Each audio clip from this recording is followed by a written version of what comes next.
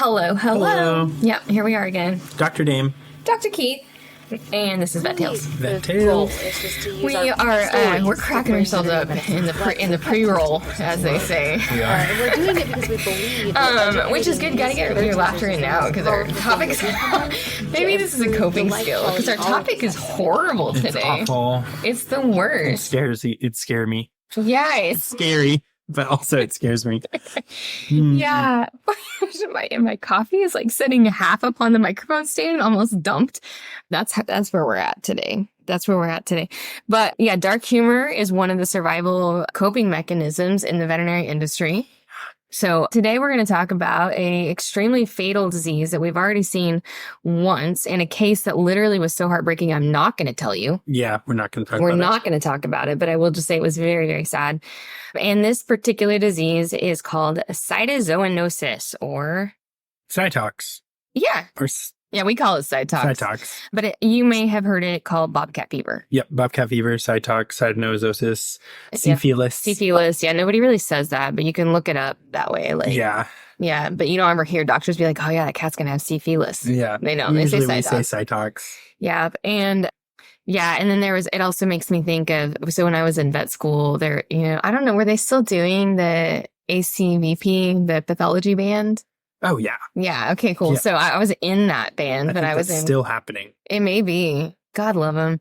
And they made all these songs that were like spin-offs of like AC/DC type, Guns N' Roses. Knocking on the D-Lab door. Yeah, that's the one that's always in my head. The one that's always in my head is calcium oxalate monohydrate. I don't think I heard that one. Yeah, I can't even think of the actual song it was. And it'll come to me in a minute. But anyway, so that was a pathognomonic crystal created in dogs or cats, theoretically, that have had antifreeze exposure. Yeah. And then the D-Lab is like the necropsy room. Yeah, exactly. But they had one for Bobcat Fever. Bobcat Fever, Bobcat. I think I remember that one. Yeah. You guys are welcome. That was for free. Well, an interesting fact, a lot of parasitology research, including Bobcat Fever, occurs at Oklahoma State University. They have a huge, it's like a national parasitology lab. Yeah, I think that's right. I don't know. All I know is like our pathologists at OSU are like world renowned because Oklahoma is ridden with all parasites, except for maybe Chagas, which is, up and coming. They're still doing research at OSU, and that's if true. you look into it, it might freak you out. Yeah, don't even tell them how to spell it. I'm Chicken Little with Chagas. You really are. But don't Google it. It's fine. Google is so dangerous. It really is. Anyway, Bobcat Fever. Here's the deal is that this is a tick-borne disease that is a problem specifically to our domestic felines. Mm-hmm. So the reason we call it Bobcat Fever is because that the natural host of this disease is the bobcat, and the life cycle passes through the bobcat and with the tick and all this stuff. We should pull up our little pretty picture. We're going to cheat and look at a picture so we can get ourselves off track as much today, which, here's hoping. Mm-hmm. But what will happen is that this tick in the middle of this situation will then, instead of finding a bobcat, will find a domestic cat, and the domestic cat is not adapted to handling that process, and then it becomes fatal. Yep. So the Lone Star tick is the tick in question, which is very common here. Yeah. Which is one of the reasons why it's an issue here in like Arkansas, but I never saw a case in Dallas. Yeah, and interesting. So it's regional. I'm sure there's cases in Texas, obviously, because we're just hop, skip, jump away. But personally, I did not see a case for the first 3 years I practiced, even though I saw them all. Do you think it's because you were like not near like wooded areas? I guess, but I saw a lot of ticks, and because there's but if they're not near bobcat, it doesn't matter. That's the thing. I think it's the bobcat population too. Yeah. Because it's like the tick population, the bobcat population, because we definitely had Lone Star ticks in the Lone Star state. But I think the biggest predator that was in Dallas that was like an issue is coyotes, because they would be in the greens. Yeah. Little green strips, and there was some sad things that happened. Oh gosh, coyotes. Yes. Coyotes are mean sometimes. Yeah. And so, Bobcat gets fed on by a Lone Star tick. It takes one of the life stages of Cytauxzoonosis, goes and feeds on another bobcat, finishes that life cycle essentially. But if it then feeds on the domestic cat, then you get a sick cat. Yeah.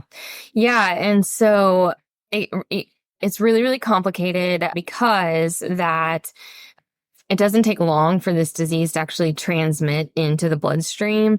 And not all of our flea and tick products for cats are actually protected on this. So like Bravecto, for example, does not cover the Lone Star tick long enough to be considered protected.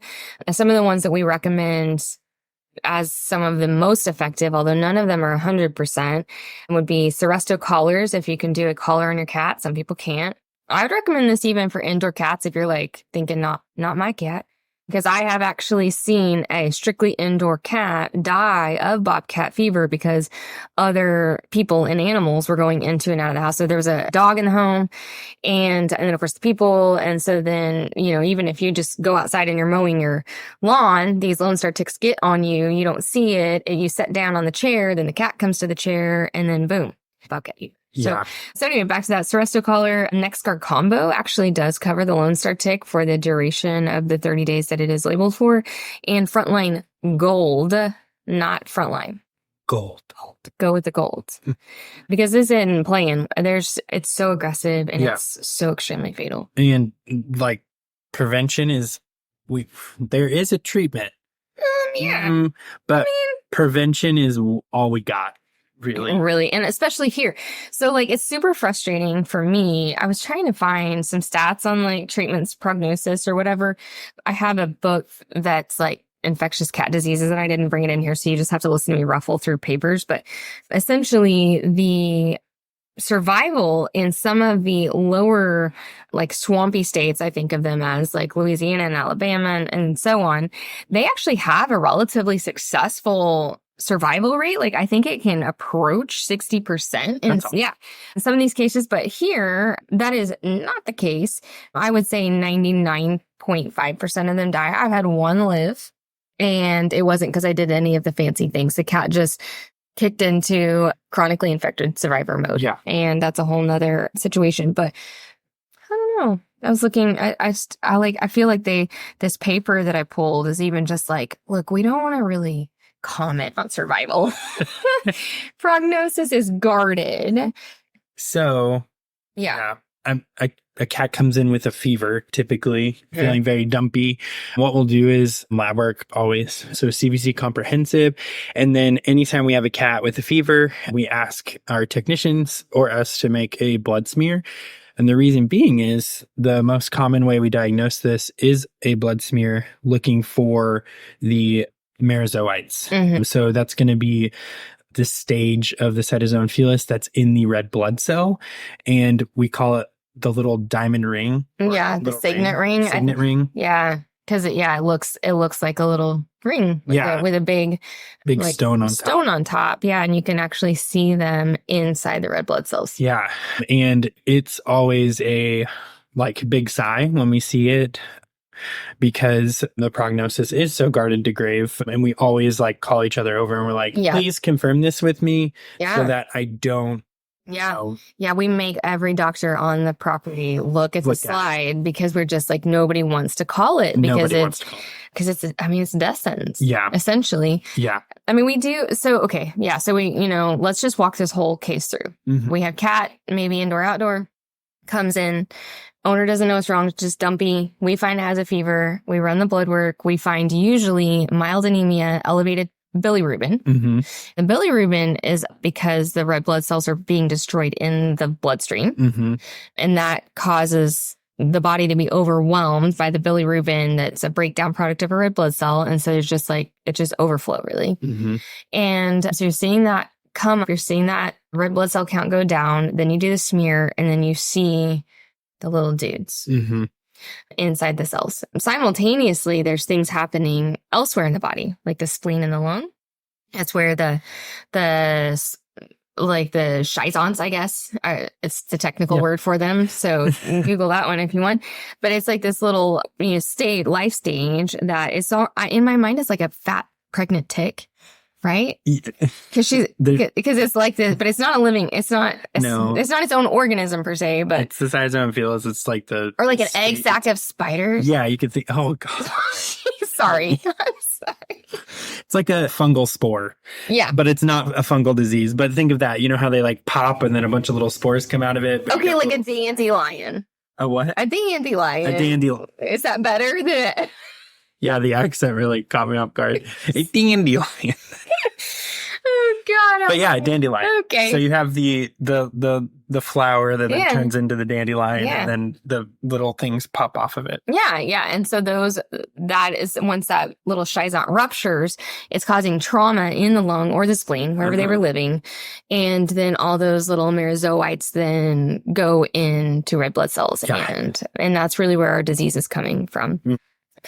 Whereas in the bobcat, it does not cause the red blood cells to die. Mm-hmm. So anyway, so let's just say now we have this cat. We have officially diagnosed cat with these organisms.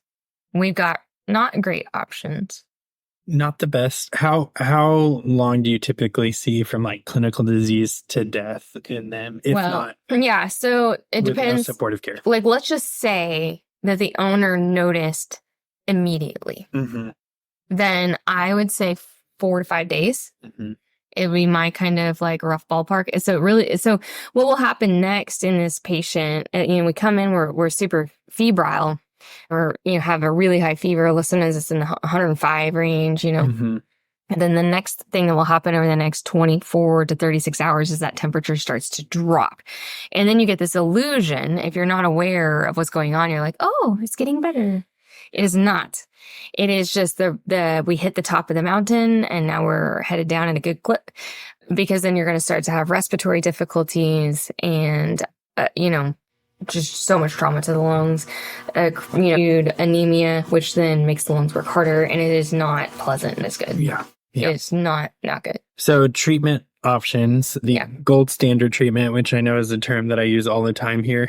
So what the research has shown is the most helpful is a combination of atovaquone and azithromycin, fluids, heparin to keep them from basically throwing clots, and supportive care, which is just fancy for give them whatever they need. To a heating pad. Yeah.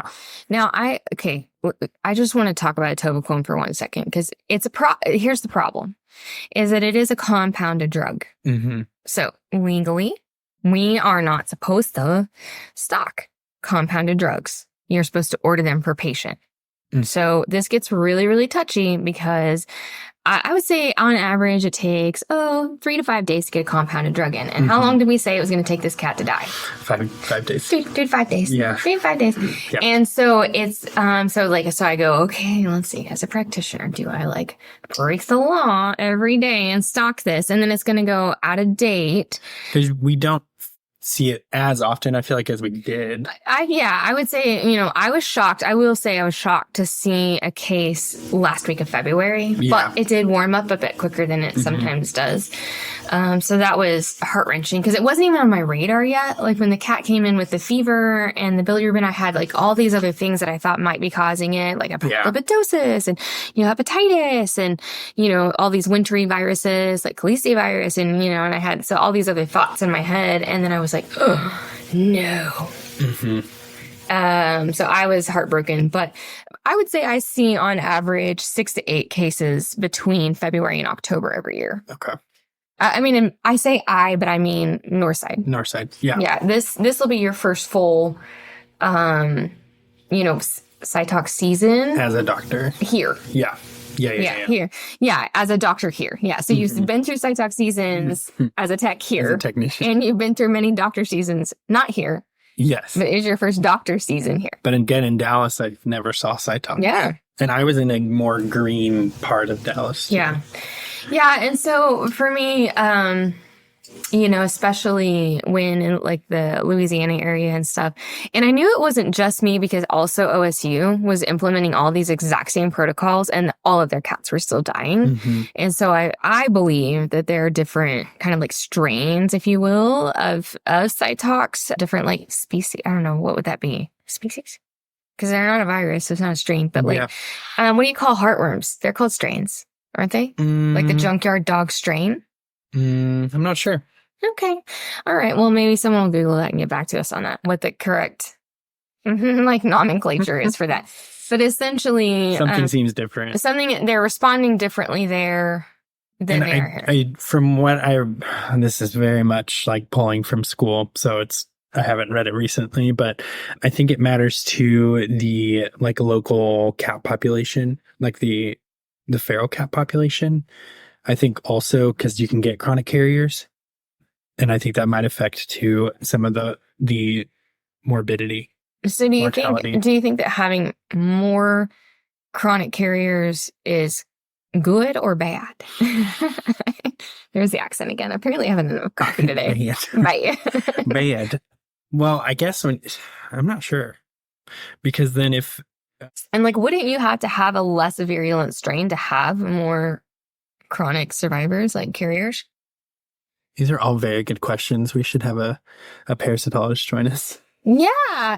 Maybe we'll do that. Maybe we'll call Dr. Little. And we'll just splice it. Questions. Yeah, we'll just splice it on the end of the episode. It's fine. Yeah. Yeah, she's legendary. Mm-hmm. Dr. Susan Little. Dr. Little, Dr. Reichard. Oh, gosh. Yeah, he's for sure. Guy. Yeah, and he was there when I was there. Mm-hmm. So he's also legendary. Yeah. Yeah.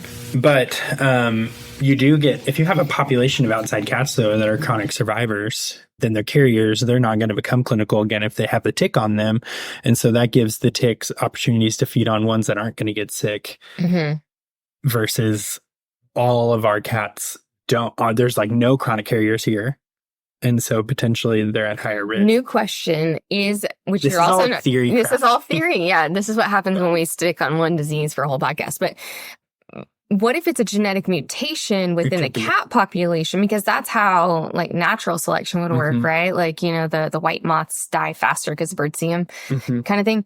And so I'm like, maybe it is the cat population and not the Cytauxzoonosis, and that those cats just have some kind of genetic like tolerance to it because they've been exposed to it so much more. That's my new theory. That's a good theory. Yeah. Also, it makes sense because where do we all get our cats? Trash cans.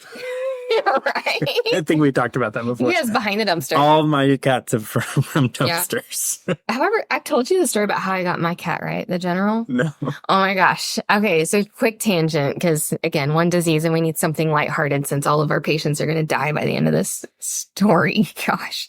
Anyway, so I had no cats and I really didn't think I was a cat person at the time. I think I hear that a lot from clients. I'm not a cat person. I just like this cat. And I'm like, no, you just found out you're a cat person and you don't know it. You haven't come to terms with it. So anyway, but I did have a lot of dogs. We had, 5 dogs. I was in vet school, I was rescuing and all those things, acquiring and so forth. And I had a mouse problem. And we lived in the country and we had horses in the back with a feed and we lived in a trailer house and all these things. Just like ideal scene for mice. So one day I go to Walmart and I've got like every mouse thing you can think of, like mice traps of all varieties, mouse poison, like books on how to get rid of mice, mice repelling little plug-in sound thingies. Like, yeah, that's what they hear. Yeah. Yeah. And so the whole thing, and I'm checking out, and this lady, back when the checkers helped you at Walmart, you can check out by yourself. She says, "You look like you need a cat." And I said, "Lady, I need a cat, like I need a hole in the head." And she says, "No, you need a cat." And I said, "Okay, well, if I had a cat, it would have to be one that doesn't run outside, because I have my husband's hunting dogs that we adopted from this guy who broke his hip would definitely kill it. And it can't jump on the counters and eat the bread. And it has to and I gave her like 4 or 5 it can't be one of those cats that walks between your legs while you're walking." Because that's a cat type. That's very specific. These are all like childhood issues I had with cats. Anyway, so I give her like 5 criteria. She goes, "I have just a cat for you." And I was like, I don't know what overcame me, but I did. I went out to the country to this lady's house outside of Stillwater. And I go in and I knock on the door and I'm like, "Hey, I was here to see about that cat." And so I walk in and she has there's immediately I see 10 cats lounging about. But then there's this kind of what we would call a Florida room or a sunroom, right? A sunroom or a cat.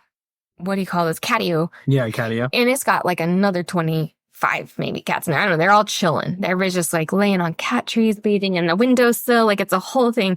And I was like, whoa, are all these cats yours? And she's like, well, yeah, I mean, kind of. I find them, I spay and neuter them, get in their shots, and I rehome them. And I was like, okay, cool, legit. Okay, so you're telling me that like all these cats are for adoption. And she's like, well, yes, but that, and she points across the room at this like slightly overweight white cat with a chewed off ear and cross eyes and a broken tail. And she says, that's the cat you were describing. And I was like, okay. Where is this lady? She was outside of Solar. I know, I'm like, she's like a cat oracle. Yeah, I need to relocate her because since then the general has passed on because he was General Sterling Price, named after a John Wayne character cat. Anyway, so we had him for, long time. I don't know how old he was when he died because we don't know how old he was when we adopted him, but he was he was the best cat. She was not wrong. It was like, except for one thing, he could not catch a mouse. My cavalier would catch all the mice and he would be like, ew. He was past that. He was past it. He's like, I've lived the streets. Yeah. I've walked that life. Okay, big tangent.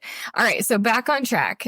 Those are our theories about why certain cats live and die. So we'll get the actual answer and we'll tag it on at the end of this. Yeah. I mean, if anybody has it, I don't know based off of what I've read lately that anybody really does know why certain populations. So maybe we'll find it. We'll add a little clip right here that is me bothering my old professors for an answer. Okay, ready, go. Go.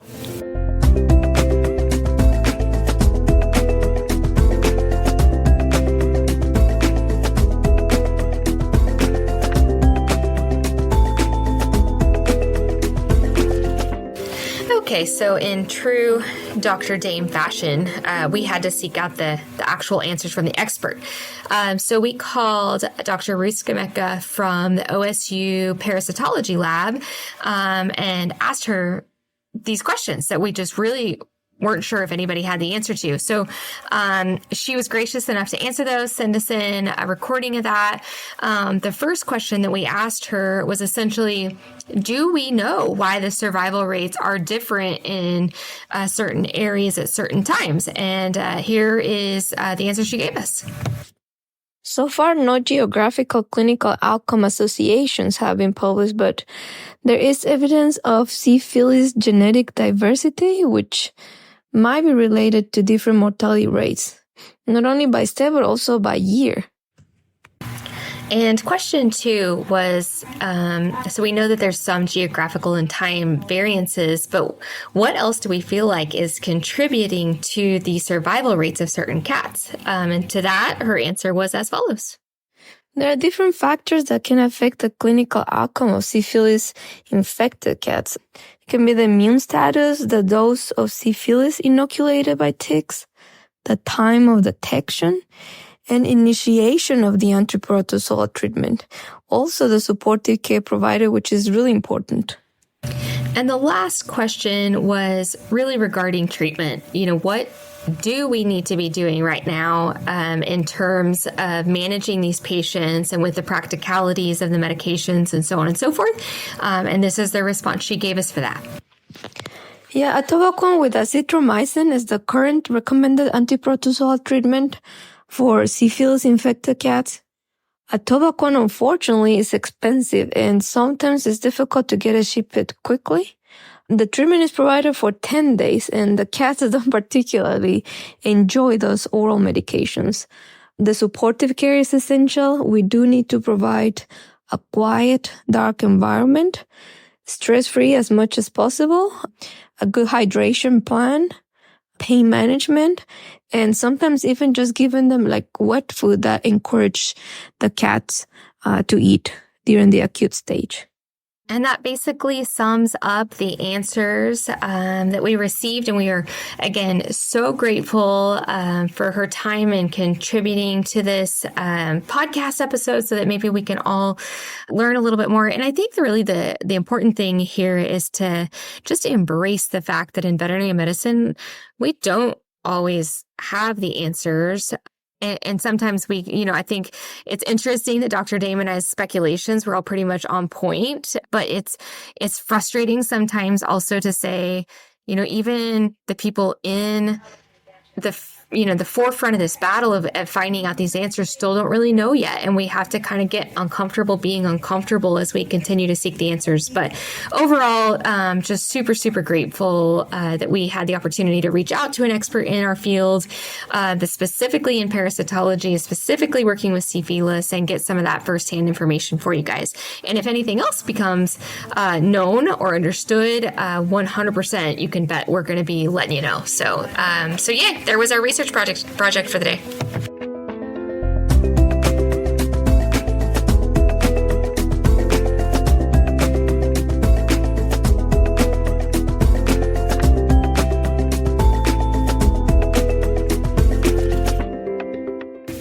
And we're back. Okay. Okay, so the ultimate issue is, do you try to treat or not? And it's a very personal decision. Sometimes I actually had one client. Oh, Dr. Reichert is actually cited. Sorry, we're reading our paper and our doctor, our pathologist. Dr. Reichert, Dr. Allen. Yeah, they're cited in who's newspapers. moved, I think, but yeah, I think you're right. Anyway. God help us. The duration of tick attachment needed for transmission is at least 36 hours. Interesting. So the ticks need to die within 24, which most of the in order to get labeled. In order to get labeled, they typically are killing them within 24 because it's the same, a very similar timeline for the dog tick-borne illnesses. Okay. So like your Vecto, your NexGard, they're killing them within 24 hours so that they're not transmitting the, Ehrlichias and all that jazz. All the tick-borne diseases. So ultimately, a lot of clients opt to not try to treat, and I understand that. Some owners want to treat, and I understand that. And we do our very best. And then every once in a while I'll have an owner that just wants to take the cat home. And that is actually what happened with one of my cat, the only cat that I know of that just cleared the disease. Mm-hmm. I mean, granted, he's probably, a chronic carrier, which is the rain on that parade. But essentially we just did therapeutic care. So I gave him an antibiotic shot. I gave him anti-inflammatories, and they wanted to take him home. And then they called me like a week later and they were like, hey, can we get some more of that fever medicine? And I was like, wait, he's still alive? And they were like, yeah. And I was like, well, does he still have a fever? And they were like, no, but we just, wanted to, and I was like, why don't you bring me the cat back? And so they did, and sure enough, I couldn't find any more of the merozoites, which doesn't mean that he doesn't still have, I don't know exactly what are they carrying, the sporozoites? Is that how they stay carriers? Look at all the questions we have. Mm-hmm. Yeah. Welcome to being a DVM. Yeah. I just know that they need to be on prevention forever. Yeah. And again, just the reason for that, at least we do know the answer, because then they don't have, if a tick bites them, then the tick will die and it will not go then spread it to another cat. Mm-hmm. So whatever it is that's staying in the cat blood, whether it's this sporozoite or the merozoite or whatever's happening in the carrier cat, the tick dies regardless and cannot then perpetuate disease. Exactly. Just like heartworms in dogs. Mm-hmm. And I feel like with the big takeaway is prevention is worth a pound. Or say that correctly. Yeah, an ounce of prevention. An ounce of prevention, it's worth a pound of a cure. And it might be like 10 pounds of cure in this case, because there's hurdles when it comes to the atovaquone. And I know that there's certain programs that sometimes they can get it to you faster, but and it probably depends on your location. Exactly. And if you're like a giant hospital that, sees more, we see a lot. But again, it's still going to not be we live where we're not going to be able to get this drug fast enough. Yeah. Unless we just keep it on stock illegally. So, but we don't do that. No, Oklahoma State Board of Veterinary Medicine.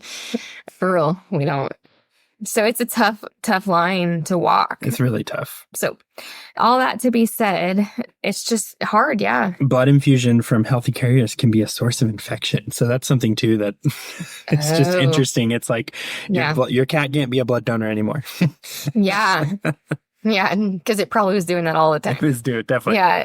Blood transfusions luckily are relatively rare in cats. Very rare. And we don't, like, compared to our canine counterpart, they don't really get blood transfusions. I would say I would do one cat for every 15 dogs. Yeah, and with cats, you have to be a little bit more picky and choosy because you do have to type them versus dogs. Their first transfusion, you don't have to type them. Yeah. So we're even if you want to do a transfusion, sometimes you can't find the donor. Right. So we're much more pickety and persnickety when it comes to cat transfusions anyways. But it's just an interesting little point that, once they become a chronic carrier, a healthy carrier, it changes their lifestyle. You're going to have to, I would be like, hey, maybe keep them inside, keep them on prevention because you don't want them to be the source to your other cats. Because most cat owners don't have one cat.